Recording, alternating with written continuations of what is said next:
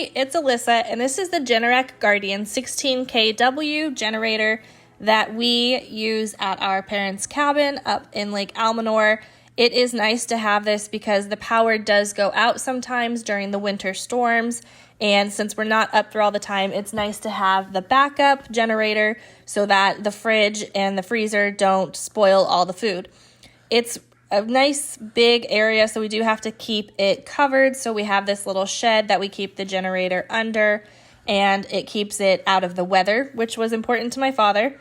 And then in the garage is where you have your base unit. Overall, this generator has worked when the power's gone out. It's been great for us, and it does the job really well. If you're looking for a generator, it's great.